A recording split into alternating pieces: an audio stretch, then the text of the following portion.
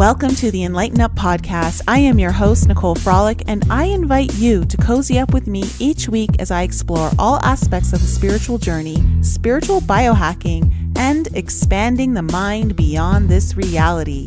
Remember that the collective awakening can start by planting one seed, so thanks for being such an amazing audience and sharing these shows with your family and friends. So without further ado, let's jump right into the episode and find out what we're discovering today. Welcome back to the enLIGHTenUP podcast, everyone. I hope you're doing really well tonight because we're going to talk about personal sovereignty on a national level, according to your country. We're going to talk about awakening, the importance of that, and personal power. And I'm really excited today to introduce you all to Jen. Jen Berkowitz is here. She is part of my alchemy program. Jen, when did you join alchemy? Well, it's so interesting. I actually joined on New Year's Eve. So kind of symbolic. Yeah, from last year to this year. Okay. Wow, that's really I love that. So what's amazing about this is then just in 5 months, I've witnessed a huge transformation within you. You've been an inspiration, not just to me, but a lot of you who are in alchemy. I know I see so many of you guys in the live chat right now, and it's become a little bit of a family, and I know they're so excited for you to be here. I just want everyone to know that this is a huge step for you, like really kind of putting yourself out there to tell your story, because it's going to be really inspiring to many of you out there to understand that just like Jen, there are so many things that you will be able to do by reclaiming your own personal power, remembering who you are, how important that is to discovering your mission, and what it takes, because you've really kind of taken the bull by the horns in many areas that I'm pretty impressed about. So let's talk about first, when did you first awaken? Like when did your awakening really kind of kick off? I think I had bits and pieces of it off and on throughout my entire life, but I have to say the Cove is the thing that really pushed me to awaken. It was almost like I had no choice. It was that intense for me. So I would say throughout my life, there were awakening moments, but it was actually the Cove that. And when you say the Cove, we're talking about the 19, right? 19, yeah. Okay. All right, the C19. All right, cool. I've never heard it called the Cove before, but I kind of like that. I always called it the Cove. Yeah. Okay, so really then this complete, I've heard so many people awaken from this actual event that's taken place. So it gives me hope and faith in the divine plan that everything is going according to divine plan, because it's really pushing people to the edge, which I think a lot of us needed in order to kind of wake up in various different ways. I know I've had an increase of my own awakening through this event myself, in different areas. So what has been for you the most, I guess, eye-opening or heart-opening, third eye-opening part of the Cove? So when the Cove first started, I think like most of us, we knew something was a little bit off. And that led me into an obsession of learning more about that, learning about laws, because I was like, they're trampling over our rights. And so I literally dove so deep. It was like I needed that fix all the time. But with that obsession and with that fix, came anger and hopelessness. I got to a place where I felt like we're done. There's no hope. Someone else needs to save us. I need someone to save me. I need someone to save us.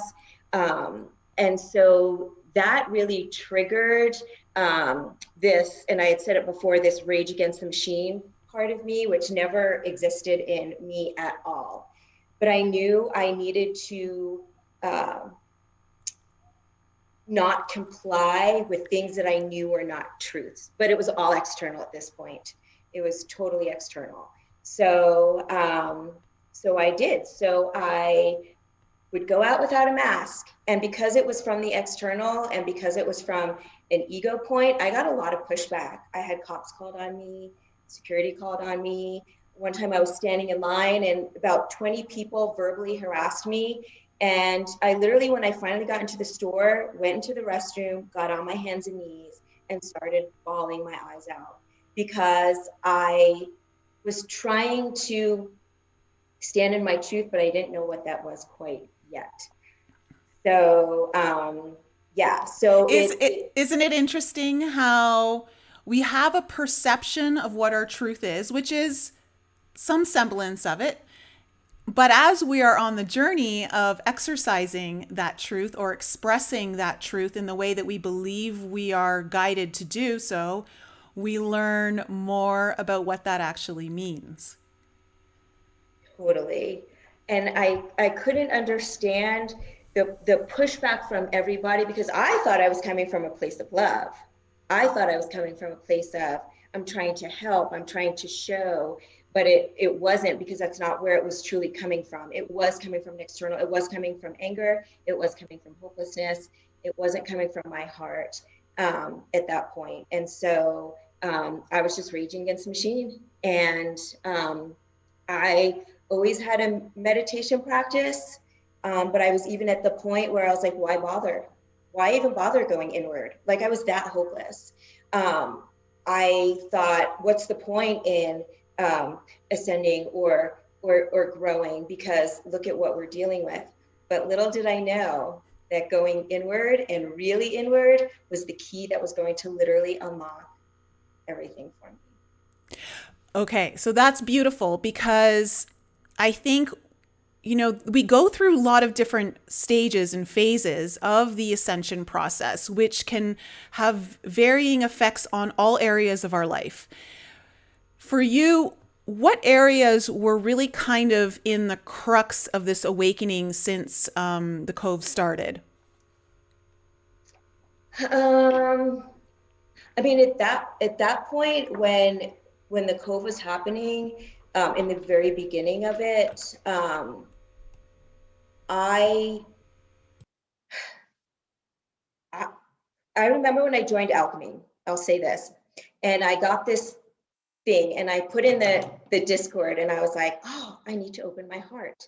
And I remember you replied and said, that is when the magic happens. I didn't know what that meant, but I needed to open my heart the most, because it was very shut down with everything, everyone, every situation.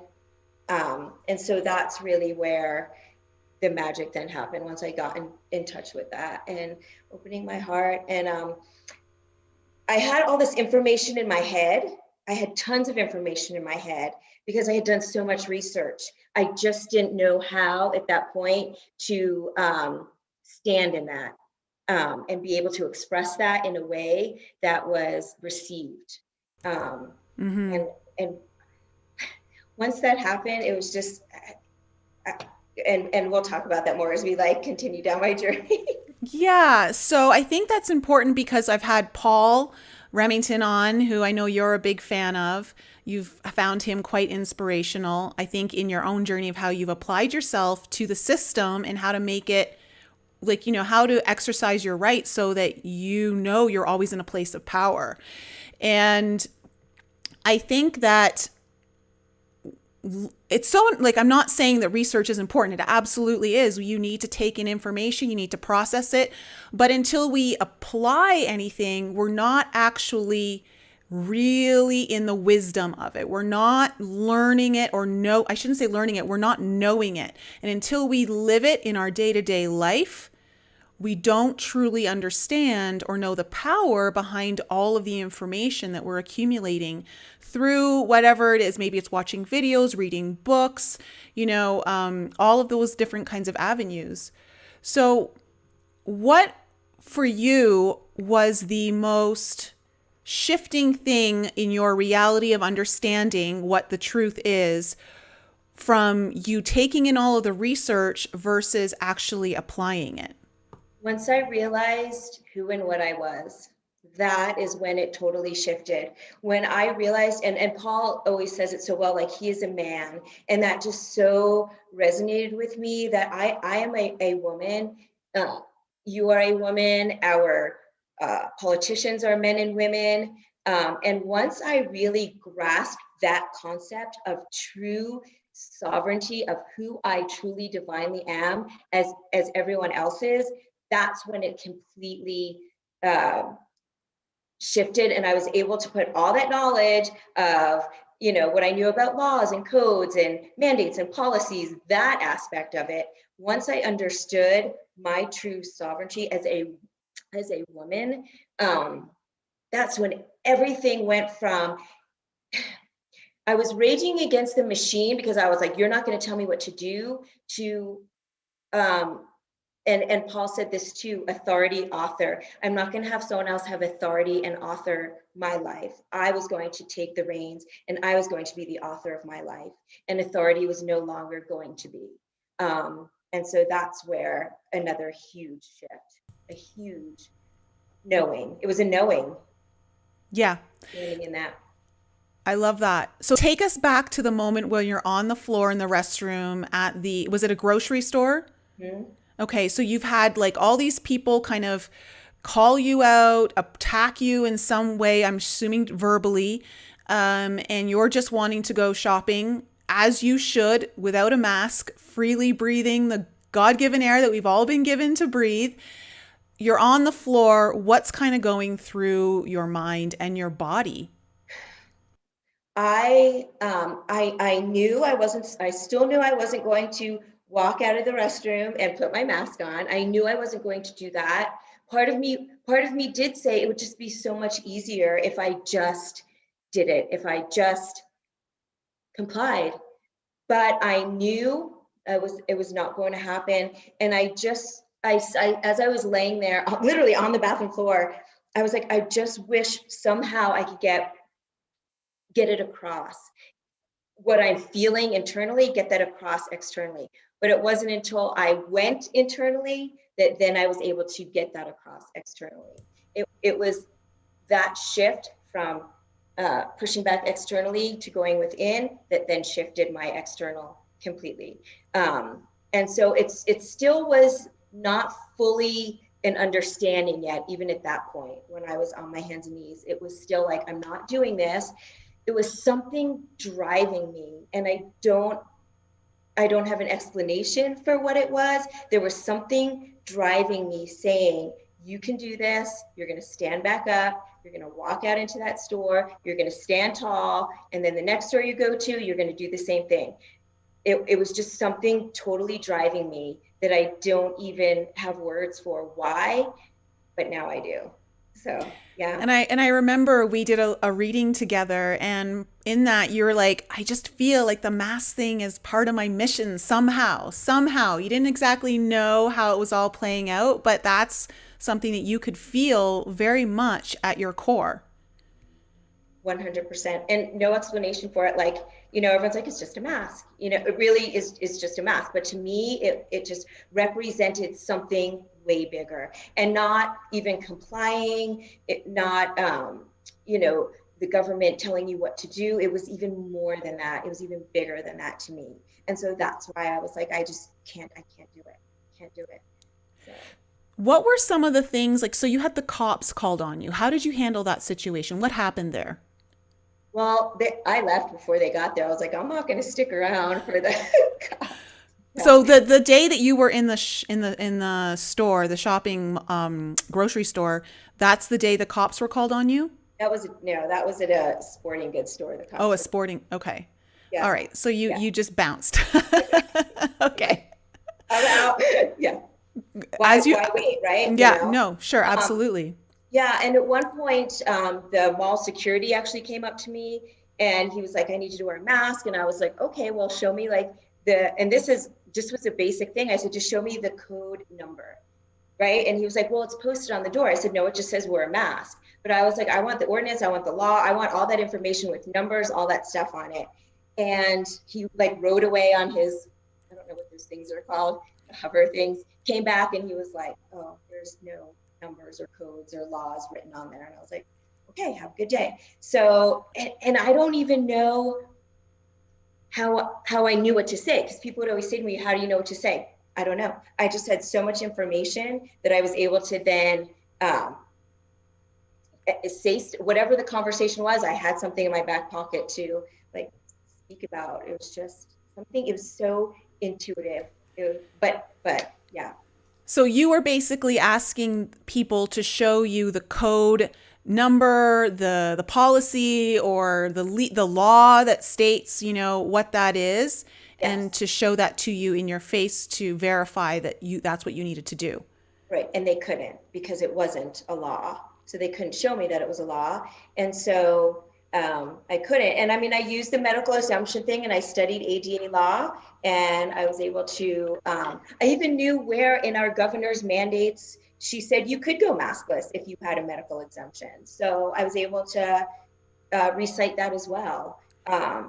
Yeah. Okay, let's talk about all that, because I think that's important, because a lot of people, here's the great thing and the, I guess, not so great thing about maybe watching YouTube videos or, seeing how people are doing it, is that they'll tell you what to do, but then when you go to say it, you only have a very limited amount of information unless you've actually gone and read the law, or like you said, you actually went and read your state mandates all the way through.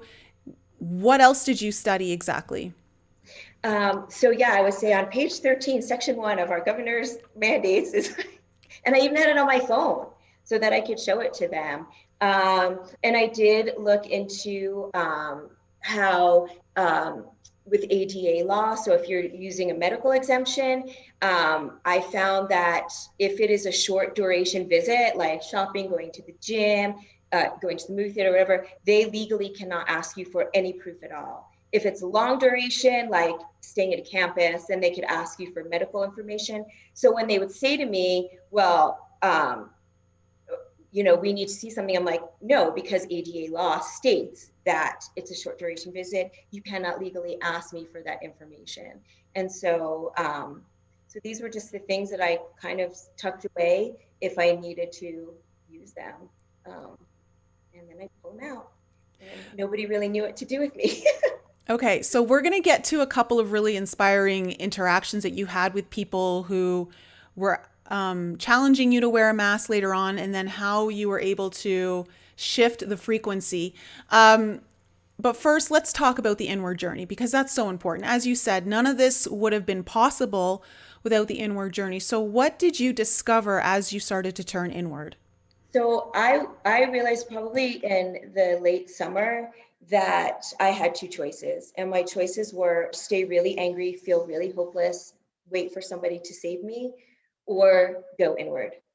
Those were my two choices, and I knew we weren't going to be saved, and I knew I didn't want to live angry, and I knew I didn't want to live in that state of hopelessness anymore. And so I went inward, and I went really deep inward.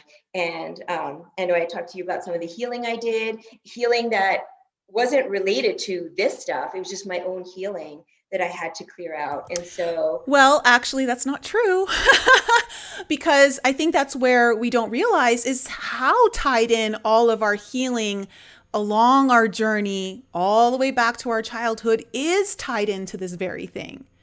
It is, we give our power away from such a young age. We give away our power of authority. We comply, we trust. There are so many things that we do. And as well, we experience some traumatic events. Are you willing to share anything that you feel is pertinent to this journey that some may not draw the dots, like not connect the dots? yeah, one really huge healing I did, and what was so beautiful about the inward journey is it's very organic. When you're starting your awakening or your spiritual journey, you're like, I want to know this and this and this and this. At least that was for me. And I don't know this and I don't know this. And how am I going to ever get there? And when I stopped putting that type of timeline on things, it happened very organically. And so a healing I did was with my own mom. The relationship we had was always a good relationship, but I didn't know who my mom was. And so I called her and I was like, I want you to come over. I want to know who you are. And so even the anger that I had towards my mom turned into such compassion for her after my conversation with her. So that part of my heart, that compassion, just opened up. So it was everything was shifting from that anger, that external, to an inward understanding and compassion. And so that one was actually really huge for me. Having that conversation of just who are you, and allowing me to understand her and shift my relationship with her. So that was So a big one. so seeing that kind of shift happen, because I think that's something I think any child parent can relate to, in a sense of, as the child, I remember having a very important conversation with my father one time. This was, I want to say, in my mid to late 20s. And I remember him finally opening up to me about a part of his life, his childhood, that was so vulnerable for him to share. I had no idea that he had, I had known that he had experienced certain things, like physical abuse and things like that from his dad. His dad was my grandfather was a very difficult man, very hardened man. But at the same time, until you hear it coming out of your own parents' mouth, what they've experienced, and then how that can shift and change how they want to live their life and become their own parent to, say, me, how he wanted to be a father to me, I didn't realize some of the things that he had wanted for me. And when he shared what he had gone through, I remember thinking, my goodness, how he became the father that he is today, going through what he went through with his dad, was a shock to me. I was really impressed. I was absolutely floored. And of course, that compassion comes out because you realize none of us truly understand the journey of any other individual unless they're willing to actually go that deep and share something of that magnitude. And it really does open up the heart. It opens up a certain level of compassion that may have been locked up before. So when you are able to see your parent in a new light, that sheds some deeper understanding as to why certain things played out the way they did, why the relationship is the way it is. How did that awaken more of your own heart and your relationship with yourself? After that conversation with my mom and understanding the relationship that we had because of her childhood, helped me understand me a lot more, because I grew up in that household with my mom and my dad in that dynamic, and it shaped who I was from a child until I finally realized all these things. And so it allowed me to understand so much about me, and it allowed me to understand my mom really loves me. And it opened, I am lovable, I am worthy of love. So then it shifted, it opened all those things for me that were wounded and needed healing. So that one conversation opened an understanding of me and being able to understand love. Okay, so there are some key things that you just dropped on there that I think are so important to this journey that many of us are being pushed into via this desire to not be restricted by tyrannical kind of agendas, right? And a lot of those are rooted in I'm worthy. And you said it, I'm lovable. Like I am lovable, I am worthy, and I have value. And I think those are some very basic needs that we need to understand and open up to, and they're at the crux of so many wounds, so many wounds.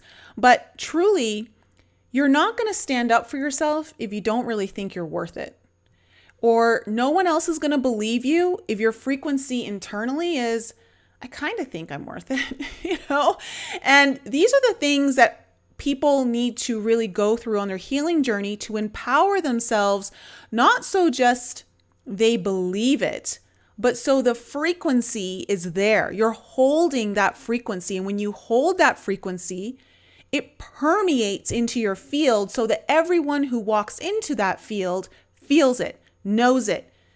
So,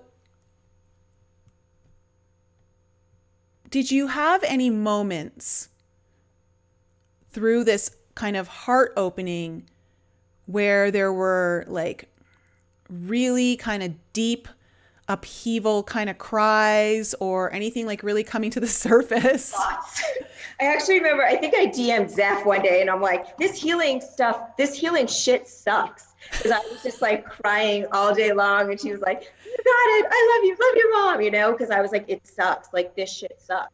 Because there were days where I just cried and cried and cried. Yes. Lots of days of crying. Absolutely. Yeah. How did you get through that and know that because it gets exhausting. It can get difficult in a sense of, sometimes you can get sucked into the darkness of the healing, which is necessary, but rising above it or at least continuing to move through it. How did you do that? It was almost like somebody was nudging me, from behind, like, keep going, don't stop yet.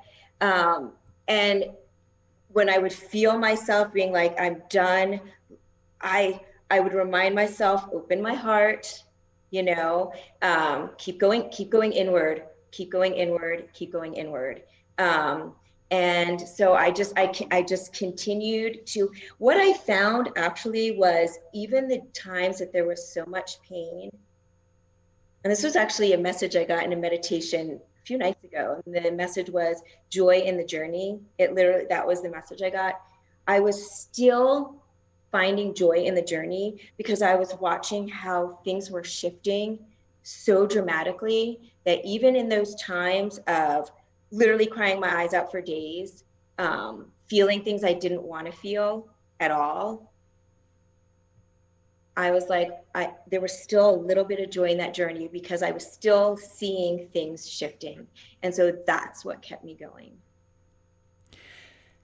I think what has been, from my perspective, witnessing you and others in the alchemy group, but witnessing how you allow the healing process to continue and really immerse yourself in it. You are becoming the alchemist. You are alchemizing your own pain into joy, into something worth living for, something worth fighting for.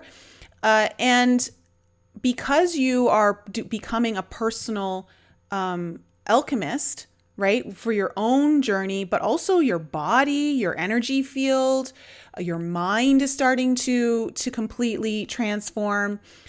I think that it's important for everyone to understand that it is a process, and sometimes you don't even realize how much is changing until there's a defining moment. But it changed before then, but you experience, you're like, oh, that's different. I'm different. They're different. Like different. Everything's different. And that's where you become the author, right? That's you, that you're writing the story. You have authority over your experience. So tell us a little bit about what I love. The story that I loved was the gym. When you went and there was the couple girls, I guess, that worked at the front entrance of the gym, and they were really arguing with you to wear your mask. And how did that go? And what was so different about that exchange versus, say, Jen 3 months prior to that? Right. So Jen 3 months prior to that, again, was raging against the machine. Jen now is speaking from a completely aligned place where I know it's not from pushing back on something, but it's from literally speaking my truth. So there's such a difference from speaking from pushing back to speaking when it's your truth. And so, yeah, so the manager came up to me and well, first tell us what were the girls saying to you? What were they kind of Like, how did that exchange go down? Yeah, so it was a constant battle at the gym. At that point, I had actually already gone pretty high up and spoken with one of the head um, executives at the gym that I go to. I had sent her legal documents. I told her I'd be filing a DOJ complaint because at that point I was saying I was, had a medical exemption that they weren't honoring. And so I had already had a lot of conversations with her. She hung up on me on the phone a lot. She wouldn't respond to emails, but I still kept sending stuff. And so I think actually this is funny, but when you check in at the gym, you have a little scanner. I had like problem child came up like on the computer when, they told me that I was like flagged. And so I was definitely, they're like problem child here. So, It's like the equivalent of the no-fly list. yeah, they told me I was flagged. So when I would check in, they all knew like it's the problem child at the gym. And so they had come up to me and told me, I need to wear my mask. And I said, I'm sorry, but I'm not going to wear my mask. I don't wear it. I've been in here. It's not like I'm causing this like revolution where everyone at the gym's tearing their masks off. Nobody was. They just knew that I didn't have my mask. But periodically, they would come up to me and tell me. And so I just told her I'm not going to wear my mask. And apparently she walked away from me crying her eyes out because they're used to people complying and saying, okay, I'll put my mask on. And I did it kindly. I just said, I'm not going to put my mask on. And so then the manager came up and like, here we go. So, so I had it was actually a beautiful conversation with him. He's darling. I don't know. Some of you, I know Andrew McCartney, right? That's who he looks like. Remember from like Pretty in Pink and everything? Like he's just this darling like guy. And so we had this really, really good conversation. And there were so I figured out he was afraid that the gym was going to be closed if there was one unmasked person. And because I'm involved pretty heavily in my state with lawsuits, speaking to school boards, that sort of thing, understanding what's really going on in my state. There are a lot of businesses that weren't complying. And yes, they might get a ticket, but they never had a court date because they weren't really doing anything illegal. So they couldn't pursue it. One business in particular, everything got thrown out. And so I explained that to him. If that's what you're afraid of, nothing's really going to happen because you're not doing anything illegal by allowing me in here without a mask. And so he was really listening. And by the end of the conversation, he said to me, okay, what can we do to make you comfortable? And I was like, you can just allow me to work out without my mask. And I'm pretty quick in the gym. And he's like, I know. And that was our conversation. So it shifted from constantly getting pushback to, okay, what can we do to make you feel more comfortable? Because I really explained to him where I was coming from because it was my truth. So While having compassion for his experience of your truth. yes. And I think that's where, that's why the heart opening was so important to this part of the journey, is understanding that it's not just about me, it's about all of us. And I think especially we can go back to even the first interview that I did with Paul, It's Unslaved, Remington Jones, when he took the time to speak to the officer instead of just saying, this is what it is. If you don't know it, like you're in the wrong, really taking the time to explain things, even though it's a process, people don't really get it. It does take some time. It takes a certain kind of energy and frequency in the delivery to potentially get someone to listen to you. And it isn't just about you, me, whoever it is. It's about all of us, because that's what we're ultimately here for, is bringing one another together. We're trying to bring all of it, bring the unity back. Yes, and that's go on. That's what I explained to him. Not only I was able to gauge what his fear was and kind of put that at ease, but I explained that to him. We all need to come together. We're so divided. And we all need to come together. Whatever you believe, whatever side you're on, we just need to come together. And yeah. So I think that's important. And I think that's one thing that is so essential to going into our own heart space and our own heart journey, and that because you are able to love yourself more, you are able to show love for him more. And he felt that. He knew that, like you were coming in with a more peaceful energy. You weren't trying to push back, and you were taking the time to read him, understand him. So there's a mutual reception happening there. It doesn't mean it's always going to go that way. There are some people who just don't want to listen, but that's okay. That's just part of the journey. It's part of the journey. So you've never had an issue since, right? No, I mean, now our state's a little more open. Yeah. But even before then, I went from right having cops called on me, having all these people yell at me, to almost to being invisible. So even prior to that conversation, because I was walking around in such a space of my truth that yeah, I became invisible. I was able to go to the store, and it was such a weird experience because I'd be at the store, right, without a mask. Nobody even really knew I was around, and I was like interacting with everyone, but it was like I could almost see everything that was happening too. Like I could observe the entire situation from a different place. And customers didn't come at me, workers didn't come at me from a ton of stores that I had gone into. So once I started aligning with myself and my truth and opening my heart, I didn't have any problems anymore. Those issues stopped. You're not the first person to say that you felt like you became invisible once you were comfortable. I think that's key. Comfortable in your own truth. Because oftentimes when we're fighting, we're like that rage against the machine kind of resistance energy. You're not exactly comfortable yet in your own truth.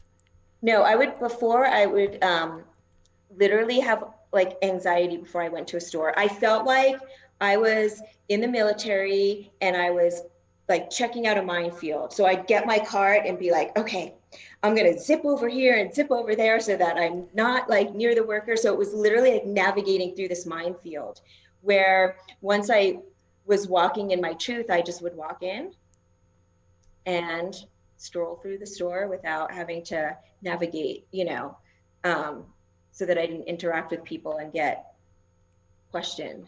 So, yeah.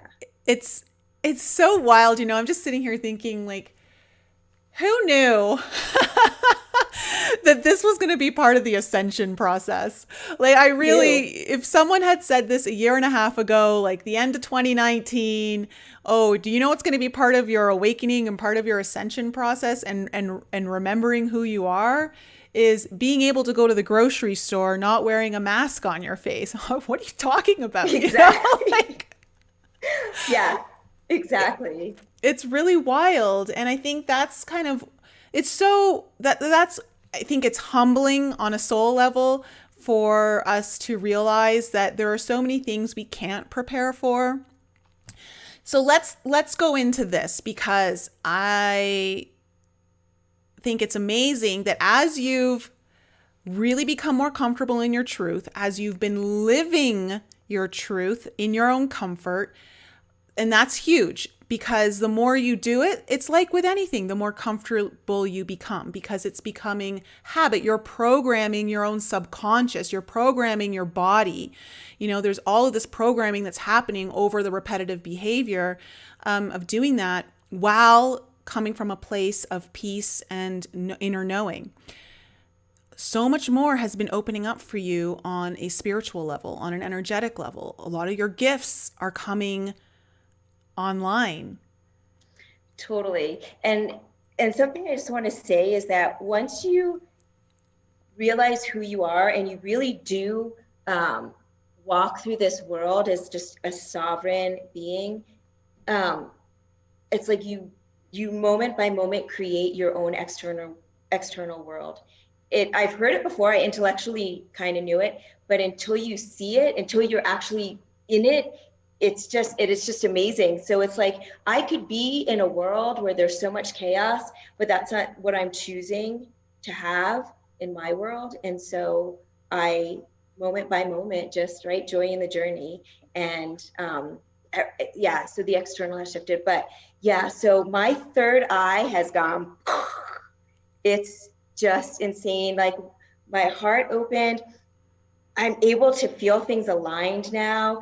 I mean, I would say daily, I'm getting messages, I'm getting visions daily and multiple times a day. My third eye has completely opened up. Like, yeah. So that's opened up. I feel, here's another thing too. I make sure that I'm grounded and I'm in my body. I had a really easy time kind of floating away because I didn't want to be in this body. I didn't want to be in it. It was an angry body. It was a hopeless body. Um, but I spent a lot of time really grounding and being in this body. But literally, yeah, everything has just open, getting messages. Yeah. So that spiritual side has just kind of followed suit and yeah, Have opened up you experienced any contact with new guides, ETs, since this has all a, been happening? a lot. Um, yeah, I've been trying to write them down. Like I said, it's almost a daily journey. I'd had contact with ETs a long time ago. That was something that was just always in my past.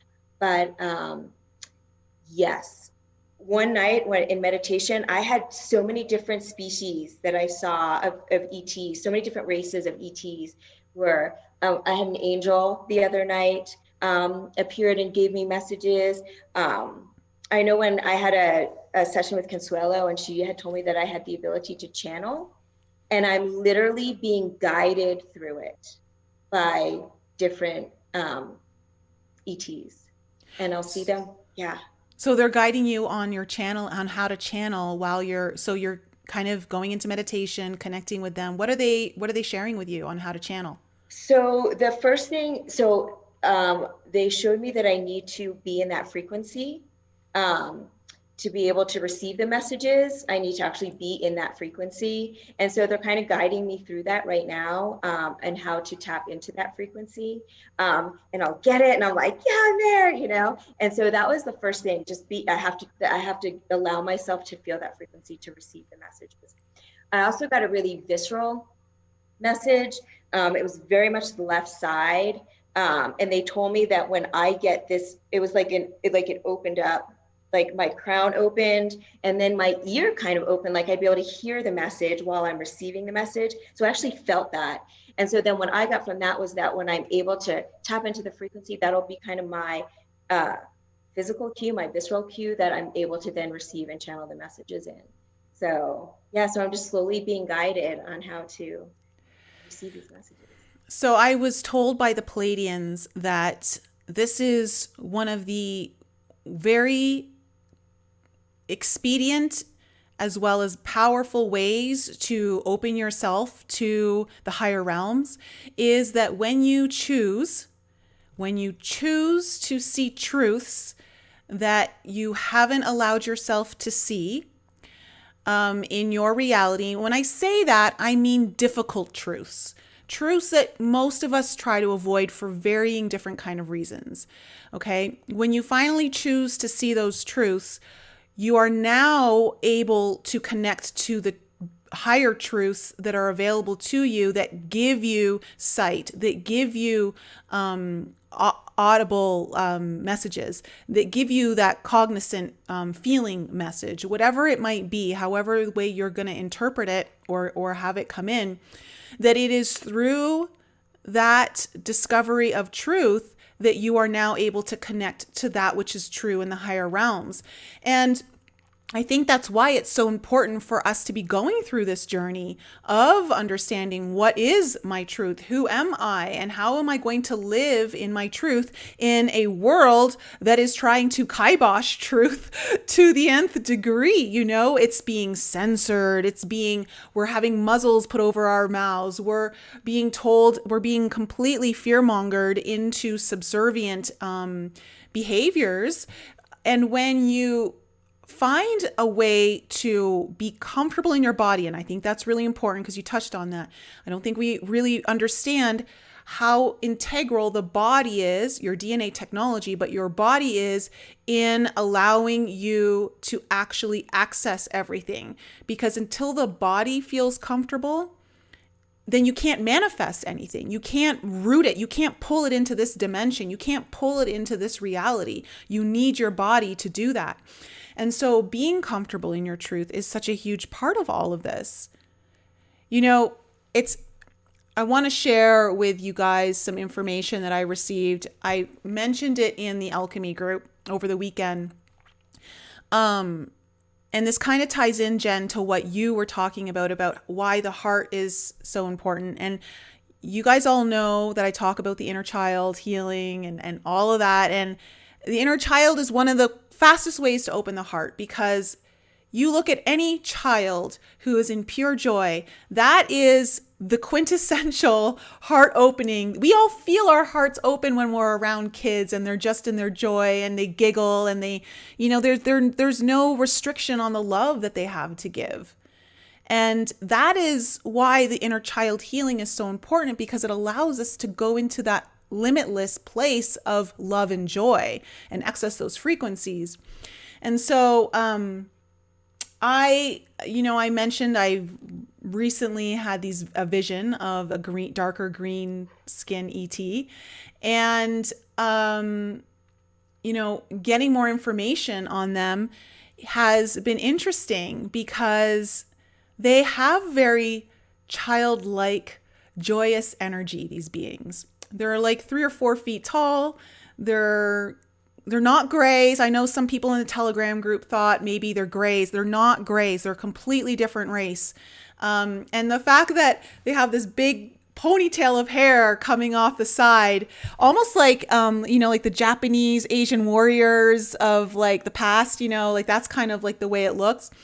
And they're specifically working with me to assist me in my inner child course that I'm creating, hoping to finish this summer, to access that. And they said that frequency is so important to work with them, is to hold this kind of childlike joy, fun, lightheartedness, not taking everything so seriously.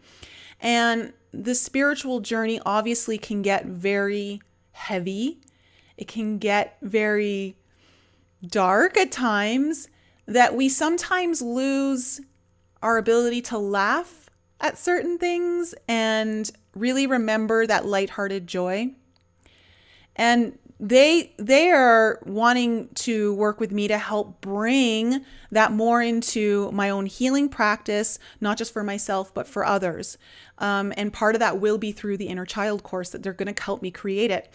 And what has your inner child healing experience been? Because I know, like, we've talked about it. You gotta sit down with her. You gotta pull her on your lap and have some conversations with her. What was it like for you starting to work with your inner child? Yeah, so a lot of crying, a lot of reassuring. And yeah, I did a lot of inner child healing when I started saying I need to go inward. And that was kind of the first thing that I realized I needed to do, was heal my inner child. And I know there's more, right? You'll go through, or at least me, I'm going through a period right now where I'm like, okay. And it's so funny you say that though with the message, because I got a message, the frequency I was told to feel was joy. Actually, I got that message a few nights ago. Yeah. So I'm still healing her, but the conversation again with my mom healed her. That was a huge healing of my inner child, because my inner child didn't feel loved, didn't feel safe, didn't feel a lot of those things that now she does, because of that conversation and my healing. And just telling her things weren't her fault, and really, really having her sit on my lap and having those conversations with her they were huge. Just a lot of crying. Yeah. And so now, where are you feeling the guidance and the messages that you've been receiving guiding you on your mission now? Like, what is your mission starting to look like? Um, I feel like my mission is to stand in my truth, stand in my sovereignty, stand in my knowing. And it's so weird because even without my trying, people will approach me and start conversations with me. And then they're like, can I have your number? Because I want to like find out more about that. So it's what I want to do is because if we could all tap into that, um, just imagine, imagine if we could all just tap into who we are, because we are for so long, right, told other people have authority over us, other people are in charge of us, other people are more powerful than us, other people are smarter than us. And once you realize who you are and stand in that, people are naturally drawn to that. And so that's where I feel like I kind of want to go with this, is just being a guide for people to, and everyone finds it in their own way and everyone will come to it in their own way. But just having conversations with people so that they can tap into that truth of who they really, really are, because it's beautiful. What is your advice to anyone who's listening, who's been struggling to understand what their truth is or to remember who they are? What is your advice to knowing like, what would you tell old, like Jen 1 year ago, like today? So I would tell Jen 1 year ago today, to definitely go inward, go inward. That is so important. And really, truly at your core, just understanding who we are, who each of us are, right? I mean, you're just a divine being that is part of this source, part of this consciousness. That's who we really, really are. And once you realize that, the illusion literally starts falling away. But I would just say, just really understanding who you are as a sovereign man or a sovereign woman. That to me was my key. Loving myself, knowing I'm lovable, and knowing who I am. What would you tell angry Jen? I would tell angry Jen, the message I got the other day is joy in the journey. That's what I would tell angry Jen. And I would tell angry Jen,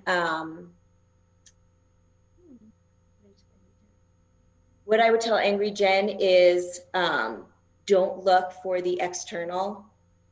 Don't allow the external to drive you. Don't allow the external to make you mad. Don't allow the external to cause all this anger. Go inward, because the inward is, there's unbelievable. And that it really does shift it shifts the external. Like I said, I knew it before, but when you actually are standing in that and creating your external from an internal place, there's really nothing else like it. And it becomes effortless. Like, yeah. Things are coming into play really easily. You know, you don't really need to put in that much effort on the outside when you put so much effort on the inside. And I always say the universe is winking at me, because it's like, yeah, totally. So I think it's important for everyone who's listening to know that you have an incredible amount of power, untapped potential within you. And if you're telling yourself the story of, I just don't know where to begin, or it's too difficult, or my state is this, or my family is that, or, you know, my gym this, or whatever it might be. We all have our own like stories of limitation, right? To know that you just have to start somewhere. For you, where did it all really begin? Like, what was the first step that you took that really kind of set this trail on fire for yourself? Making a commitment to myself that I was going to find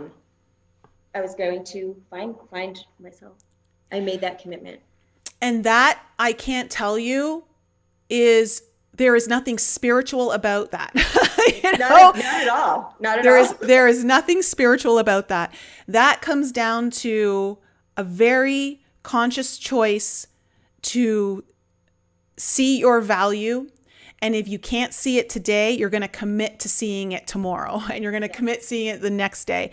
And that commitment, I think, is so lost in understanding how integral it is to all of this, is that we just don't show up for ourselves in the committed way that we need to.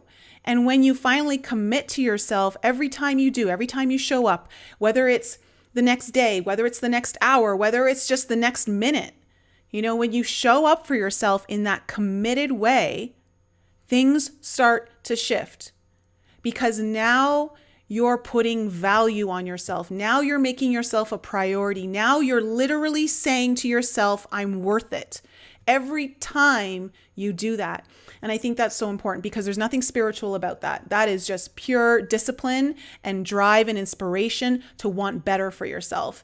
And that, I think, is where it's so important. It gets lost along the way. It doesn't matter how many times you meditate. It doesn't matter how many times, you hear a message. If you're not willing to integrate it and show up for yourself in that way, then it's just a message that you heard, and that's it. So I think it's great, guys. I hope that you all understand, Jen is just like you. I'm just like you. And it's just a matter of showing up for yourself and being willing to commit to the inner journey, to go inward, because that inside literally is what's projecting into your hologram. Everything that you see outside of you is a reflection of inside. So when you start to find that inner peace and you cultivate it and you garden, you really kind of put your hands in the dirt of that garden and you make it more fertile with frequencies that you're not used to cultivating for yourself. All of a sudden that gets projected into your reality, and people will mirror that to you in many different ways. And I think this is one of the things that the Cove and all of these restrictions that we're experiencing are teaching us, and I'm flying up to Canada tomorrow and I got to go face the border patrol and I'm going to decline the test, and I'm going to decline the mandatory quarantine facility that they want to put all of us in. And I was so scared back in February when it all started happening. I went into this very traumatic place, but through, just like you, committing to myself, learning more about common law, learning more about what my rights are, learning more about what they can and cannot do, learning more about how the system is reacting or not reacting to everything, like the tickets. Nothing's getting processed, And so I'm like, well, I'm just going to take the tickets then, and we'll let everything else play out the way it is, because if they want to play the waiting game, I'll join them, So, and now, me going back tomorrow versus what I may have felt a few months ago, I'm just so in my truth, my dad sent me a screenshot the other day of how all these Canadians in Vancouver who've gone through the airport there have received these $3,000 fines. And he's like, I hope you don't get one. And I'm like, they can make it $10,000 for all I care. I'm still going to put it through court, because I know it doesn't stand on anything. And I think that's just, and he was like, that's my daughter. And I think that's just where we have to, but I'm coming at it now from from a place of peace, not from a place of raging against the machine. I'm just going to go in there. I'm going to politely and peacefully state my declination of their test and their facility, and just look at them waiting for them to let me through, and we'll see how it all happens. But I'm not going to play that game. And I think when you really commit to yourself to not play that game any longer, we'll see how things play out. But I have a feeling that things are going to go okay, one way or the other. I ain't going to that facility, that's for sure. So, Jen, do you want to leave the audience with one final message before we close out tonight? Yes. So talk about the universe winking. I was telling Nicole earlier, I was driving today, and I was behind a car and the license plate said, "You do you." So that's what I want to leave everyone. Just you do you. Yeah. What was your fear about coming on the show tonight? Because we had to push So you a little much. bit, right? um, Talking, knowing that there's like people out there, that's a huge fear. Talking about myself is something I'm totally not comfortable doing at all. I've watched your podcast for so long, and I was like, I never imagined myself being on the other side of that intro music and being like, hey. So nervous, but it's been amazing. I had a really good time. Good. Well, let's hope that, well, I shouldn't say let's hope. Let's cheers to the universe winking to all of us as we stand in our truth, discover more of what that means to us, and really come at it from a place of, like they say, the peaceful warrior, right? The peaceful warrior. So guys, if any of you are needing to reach out to Jen, she's kindly left her email in the description below the video. And for those of you listening on iTunes, Spotify, or any other podcast app, it'll be in the show notes there. If you feel like you need to reach out to her for anything, ask her questions. She's welcome to help out in any way. What state are you in? I'm in New Mexico. Okay. So if anyone needs information on that, like you've got a lot of information on that state, and maybe you can help others understand, just some of the process, like of where to start when it comes to a lot of the legal stuff and all that, because I think that can be daunting. I think it's only daunting because we feel a little overwhelmed of like, well, where do I just start? Just start reading something. Start with your state, yeah. Start with your state and the understanding of law. Like all these mandates do not supersede law.